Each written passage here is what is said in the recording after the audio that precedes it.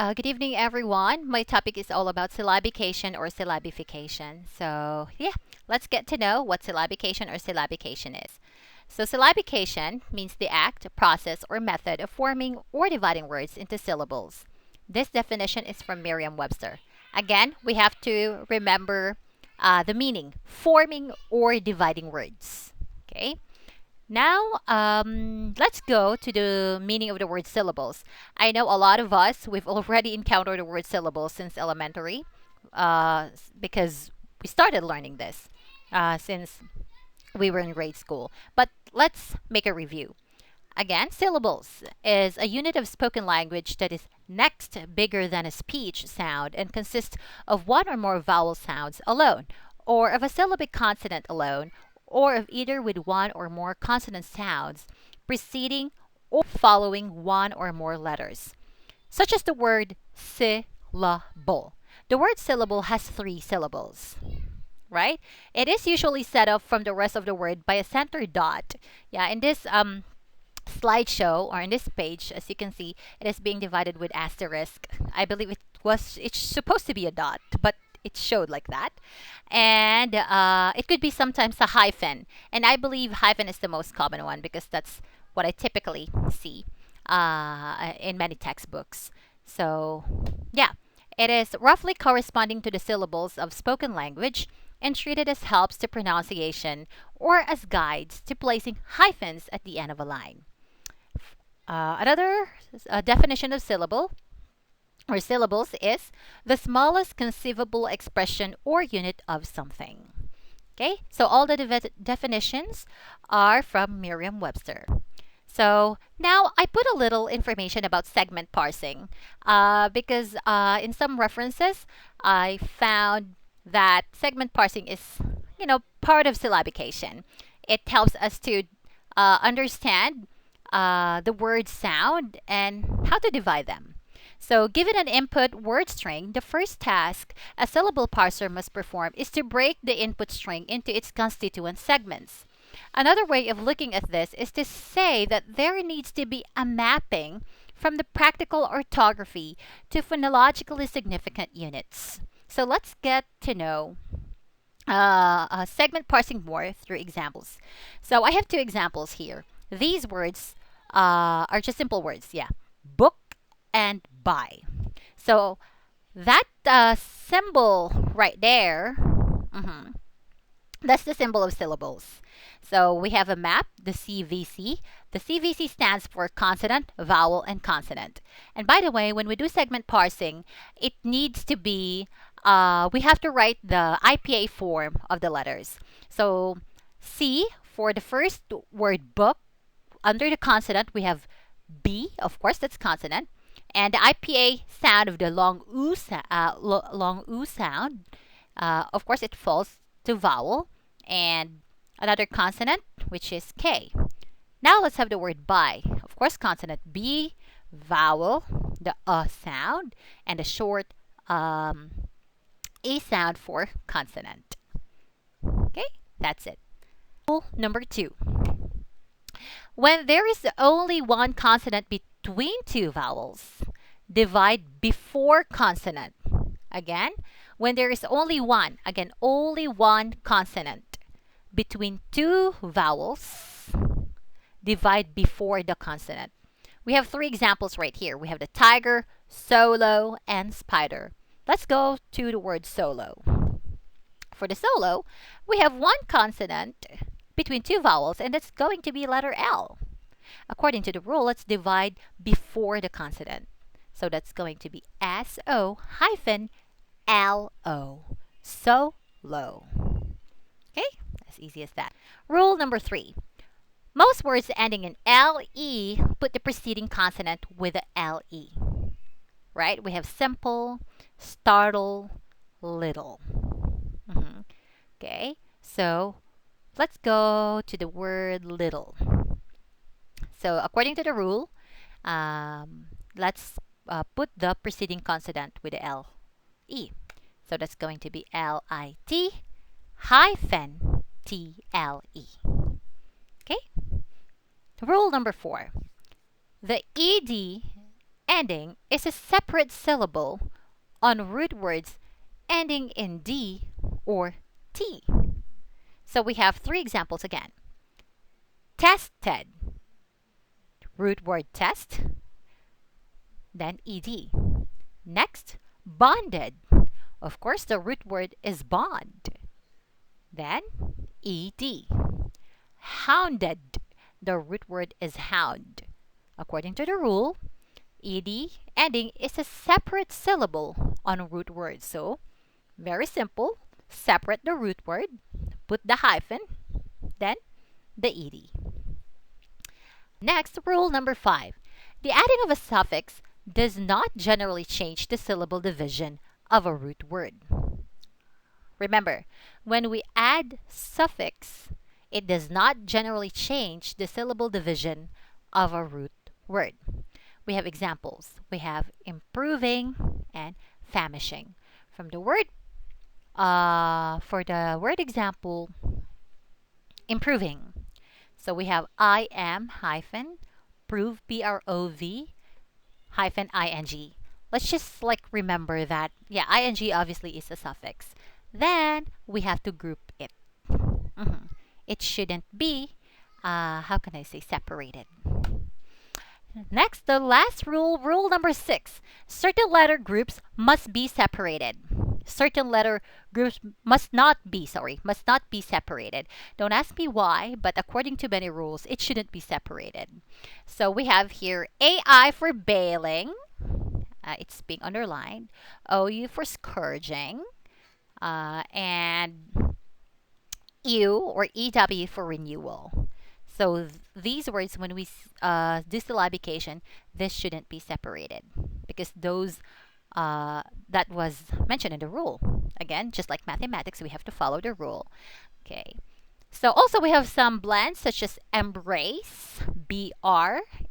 That sound shouldn't be separated. Between, TW, it shouldn't be separated. Implicit, PL, it shouldn't be separated. Okay, that's according to the rule. Next, we're done with the 6 main rules, so let's have here placing the accent. Yeah, a lot of us are really concerned about accent. There are different kinds of accents. We have the American accents, Filipino accents. A lot of people are like, we should be proud of our accents, right? But yeah, there's nothing wrong if we would stick to our accent or follow someone else's accent. Okay? So anyway, placing the accent. In most words, place the accent on the stem. So, when there is no prefix, the first part of the word is the stem. The first part of the word is the stem and will receive the accent. So, we have other accent patterns. More than 2-syllable words ending in silent E. Cross off the silent E and count back 3 vowel sounds. The accent usually falls on that 3rd syllable. Example, we have the word here, delicate. Delicate. We have D, a consonant, E, a vowel, L, consonant, I, a vowel, C, consonant, A, vowel, then T, consonant, and E, a vowel. According to this, we have to cross off silent E. No, because we cannot really, phonologically, it doesn't work. It's useless. So we have to count back. So 3 for the first E, de. Le, the short I, 2, number 2, that's number 2. And C, then A will be the first one. 3, 2, 1. So according to this, the accent usually falls on the 3rd syllable. Delicate. Delicate. So that's where we put the accent. Next, if you add a suffix to such word, the accent pattern remains the same. And when the same word serves as 2 different parts of speech, the verb will have the accent on the stem and the noun will be accented on the prefix. Yeah, this is really confusing for us because there are words that has different functions. Let's have now the word rebel. Rebel, that's the noun. If it's a verb, it's rebel. Rebel. Okay, we have to remember, um, if it's how can I say, when the word, or if that word is noun, it will be accented on the prefix. Rebel, rebel. Okay? While if it's verb, it will have the accent on the stem. Rebel, rebel. Okay? That's it. All right, so just like another thing, it's record, record. There's a record. I need to see the record. That's a noun. But now, when it's the verb, it should be record, record, record. You have to record your voice for this final requirement. It's like that. Mhm. We have to follow it. Okay? Sometimes, yeah, we tend to forget the proper accent. Now, let's have the suffix ity. The accent falls always on the syllable just ahead of it. Again, the accent falls always on the syllable just ahead of it. Reality, reality. Okay. In the plural, these words will read ities. Of course, when y in its plural form, it should be changed, and that's ities. The accent will be the same on the vowel before it. Third, we have suffixes ic and ical. The accent falls on the syllable just before suffix. So we have here eccentric. So we have trick. So according to the rule, the accent falls on the second, on the syllable just before the suffix. Eccentric, eccentric. Grammatical, grammatical. Okay, so grammatical just before the suffix ical. Next. Connectives I, U, UL, and OL between the stem and suffix of a word. The accent usually falls on the vowel directly ahead of them. Again, the connectives sound letters like I, U, UL, and OL between the stem and suffix of a word. So the accent usually falls on the vowel directly ahead of them. So that's going to be obedient, obedient, violent, violent, violent. That's it. Yeah, you just have to play with it. But of course, not just playing, but you have to think where's the accent based on the hyphen or apostrophe. There you go. Next, we have the suffix OON always has the accent on it. Yeah, this is, I think, the easiest one. So the suffix OON always has the accent on it. So that's going to be balloon, balloon, cartoon, cartoon. So that's it. It's very easy, right? Next, number 6. The suffix is TI, SI, CI, and XI, sounding like sh, sh, sh, sh. The accent is always on the vowel, which precedes the SH, except in the words ending in ITY, when the accent comes just before the ITY. Again, remember, the accent is always on the vowel, which precedes the SH sound. It's on the vowel.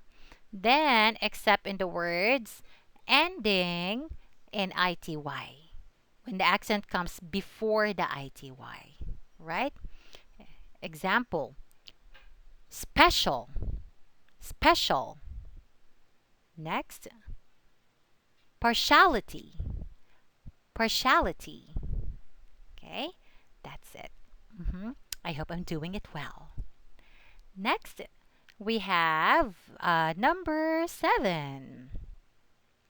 The accent is always before the SH or ZH. Okay? Again, the accent is always before the SH or ZH we have here occasion. Occasion. So before the shin, S-I-O-N, we have the K for the accent. Occasion. Next, expansion. Expansion. Okay, that's it. Occasion or shin, occasion. Expansion. Okay, the accent always falls before the SH or ZH sound. Now, let's go to the next topic, and this would be figures. So, actually, to be honest, I'm not really sure what these figures want to say because I couldn't really find the exact content of this topic. Even I use the, how can I say, the references that was put in the syllabus. I tried my best to search it, but nothing. Yeah, I was, yeah, I failed to find. So I found like maybe the nearest mhm, um, topic for this, or the nearest content for this topic. So, figures. When creating a figure, bear in mind that small symbols can have large meanings. Yes, small symbols can have large meanings. For example, the direction of a pointing arrowhead changes the factual contents of a figure significantly. Possible technical drawings and diagrams must use standardized drawing, symbols, and quantity indicators. So in this, I believe figures refers to maybe the shapes, the numbers that you would put in your you would put on your document, and when you label them, you when you label them or when you put them on your document, you need to have a proper label on it for them or for your listeners, viewers to understand what does it refer to. Well, if how can I say, if uh, you think that you are not aware of or you cannot expound what's that figure means, you really need to use the standardized drawing symbols and quantity indicators, because when we say standardized, it means everyone knows, mostly majority of people knows the meaning of it. Okay, so you won't be misinterpreted. Next, by creating figures yourself, you may be able to display your capacity to understand relationship between things. Yes, because you are the one who designed it, right? So that figure, you know the meaning of that figure. So if a figure is taken from another source, the original caption and a source citation must be used. Yeah, proper citation is always there.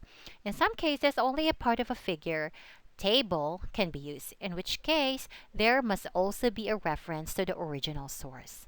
In these cases, the text must clearly indicate that the author's own output is and what has been taken from the original source. I'm thinking that to relate this in translation, when we, how can I say, put the symbol right there, we have our own interpretation and translate it into something else. Yeah, it could be the language or translate, give meaning to it. Yeah, that's how I can relate this content to translation. Yeah, I'm hoping that's the right thing.